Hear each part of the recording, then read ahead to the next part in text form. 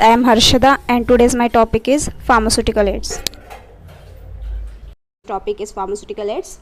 We are going to cover the points that are introduction, classification, according to the source of their national origin, according to the chemical nature. According to the chemical nature में सिर्फ हम carbohydrates पढ़ने वाले हैं.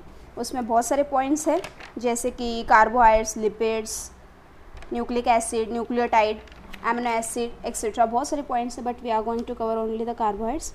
Carbohydrates में हम agar पढ़ने वाले हैं. Let's see pharmaceutical aids, a substance which are essentially used in a manufacturing or compounding of various pharmaceutic doses form. ऐसा सब्सटेंस जो फार्मास्यूटिकली यूज़ किए जाते डोसेस बनाने के लिए, such as tablet, syrup, ointment, suspension, capsule etcetera. Now let's see one example. जैसे कि paracetamol. Paracetamol एक क्या है, एक्टिव इंग्रेडिएंट है. तो वो कैसे बनाते कैसे पैरासीटामोल, उसको first of all we have to take a powder. उसको डाइल्यूट करना पड़ता है, ग्रैन्यूल्स निकालने पड़ते हैं उसमें से. Granules with the help of granulating agent, उसमें बाइंडिंग एजेंट डालना पड़ता है. फिर डिसइंटीग्रेशन. डिसइंटीग्रेशन मतलब क्या, जब वो बॉडी में जाएगा तो कुछ तो असर दिखाएगा. मतलब अगर पैरासीटामोल हमारी बॉडी में जाएगी तो वो ब्रेक होनी भी ज़रूरी है, नहीं तो इफ़ेक्ट कैसे दिखाएगा अपने बॉडी पे. इसीलिए डिसइंटीग्रेंट यूज़ किया जाता है. ऐसे अलग टैबलेट्स में, कैप्सूल में, सिरप में अलग कलर के कलरिंग एजेंट्स ऐड किए जाते, फ्लेवरिंग एजेंट्स ऐड किए जाते. That is only known as pharmaceutical aids. Classification देखते हैं, उसमें दो क्लासिफिकेशन है, नेचुरल और सिंथेटिक. नेचुरल में प्लांट्स, एनिमल्स एंड मिनरल्स, मतलब जो प्लांट्स से मिलते हैं, मतलब जो हमको नेचर से मिलते. प्लांट्स के जैसे कि हम प्लांट्स के पार्ट्स को यूज़ करते हैं, like leaves, roots, flowers etcetera, वो प्लांट से मिलते हैं. एनिमल्स जो एनिमल से मिलते हैं, मिनरल्स जो मिनरल से मिलते हैं. सिंथेटिक मतलब क्या, जो केमिकली मिलते हैं हमको, like boric acid, lactic acid, paraffin etcetera. Clear. According to the source of national origin. National origin के सम एग्जाम्पल्स, मतलब प्लांट्स के क्या एग्जाम्पल है, एनिमल्स के क्या एग्जाम्पल है, मिनरल्स के क्या एग्जाम्पल है, वो देखते हैं. Plants, agar, starch, acacia, vanilla, ये एग्जाम्पल्स प्लांट्स के अंडर आते हैं. एनिमल्स के under bees wax, wool fat, honey, gelatin etcetera. और minerals chalk, paraffin, talc etcetera. According to the nature of pharmaceutical, chemical nature क्या है, मतलब हमने अभी देखा जैसे कि carbohydrates, lipids, amino acid, nucleic acid, वो सारे केमिकल नेचर से. But we are not going to see all, we are going to see only carbohydrates. मैंने सिर्फ फ्यू एग्जांपल्स दिए यहाँ. कार्बोहाइड्रेट्स, फिक्स्ड ऑयल, फैट्स और प्रोटीन का. But we are going to study only the carbohydrates. Carbohydrates में हम अगार, acacia, ट्रेगाकांट, Honey, ये सारे पॉइंट्स है. But we are going to study only the agar. Will see carbohydrates, agar. Synonyms देखते हैं उसके. Japanese isinglass, vegetable gelatin, agar, ये agar के सिनोनिम्स हैं. Biological source, dried gelatinous. Biological source देखते हैं.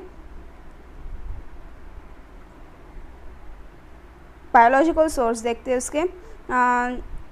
Dried gelatinous substance obtained from the red algae, Gilenium amoenis, belong to a Geladicia.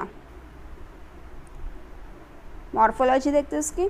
Colour yellowish white, odour odourless, taste म्यूकेनियस.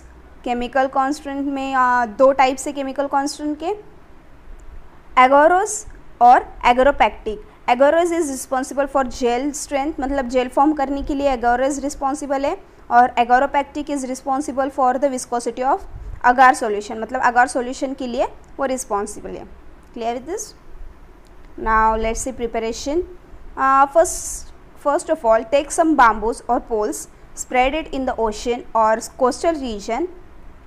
Coastal region और ocean region में ही अगार की growth हो जाती है, तो उस पर ग्रो होना स्टार्ट हो जाता है अलगी का. और जैसे वो ग्रो हो जाते, वो बाम्बूज और पोल सेपरेट किए जाते, उसमें से अगार स्क्रैप किया जाता है. फ्रेंड्स ये सिर्फ प्रोसेस मई और अक्टूबर के बीच में की जाती है, मतलब उसका कलेक्शन जो है वो मई और अक्टूबर के बीच में किया जाता है। उसको स्क्रैप करते, ड्राई करते, फिर उसको शेक करते। शेक क्यों करना है? क्योंकि उसमें जो सैंड है, शेल्स है, वो रिमूव हो जाए। उसके बाद वॉश करना है। वॉश क्यों करना है? उसके जो इम्प्योरिटीज़ है, सॉल्ट फॉर्म होते हैं उसमें, वो रिमूव हो जाए, इसलिए उसको वॉश किया जाता है। उसके बाद वो डायरेक्ट कांटेक्ट, मतलब उसका डायरेक्ट कांटेक्ट सनलाइट के साथ होता है। ब्लीच होता है उसकी with the help of bleaching agent. उसके बाद उसको बॉईल किया जाता है एसिडिफाइड वाटर के साथ। एसिडिफाइड वाटर में 1 ग्राम अगार लिया तो 60 ml ऑफ वाटर लेना ज़रूरी है। एसिडिफाइड वाटर मतलब उसमें एसिड की क्वांटिटी ज़्यादा होती है, सेम एज़ दैट। और उसको 5 to 6 आवर के लिए बॉईल किया जाता है एसिडिफाइड वाटर में। उसके बाद उसको फ़िल्टर करते हैं, जब वो गर्म हो तभी फ़िल्टर करते हैं उसको उसके बाद वुलन पे ट्रांसफ़र किया जाता है, उसको कूल किया जाता है, और जैसे वो कूल हो जाता है तब वो जेली फॉर्म में हमको अगार मिलता है। और जब हमको जेली फॉर्म में मिलेगा तब उसका जो पार्ट है, वो जेली पार्ट, उसको रेक्टेंगुलर पीसेस में कट किया जाता है, उसको पास किया जाता है वायर गॉस के through with the high pressure के साथ किया जाता है, क्योंकि उसमें जो उसके जो फॉर्मेशन है वो नैरो स्ट्रिप होनी चाहिए, इसलिए उसको पास किया जाता है। उसके बाद उसको ड्राई किया जाता है और उसका प्रिपरेशन रेडी हो जाता है। Now let's see some chemical test. Take some agar plus add some water. When will boil it, मतलब उसको बॉईल किया जाता है और कूल किया जाता है, वो स्टिफी जेल फॉर्म हो जाता है। Let's see second test. Take some agar plus add some iodine, there will no colour change. Third test देखते हैं। agar प्लस रुथेरियम रेड, जब रुथेरियम रेड agar में ऐड किया जाता है पिंक कलर आ जाता है उसका। सेम एज दैट, जैसे कि हम अकेशिया और ट्रेगाकांट में ऐड करते रुथेरियम रेड तो कोई कलर चेंज नहीं होता, सिर्फ agar में ही पिंक कलर दिखाई देता है। Now let's see some example uses in microbiology. Culture media बनाने के लिए agar का यूज़ किया जाता है।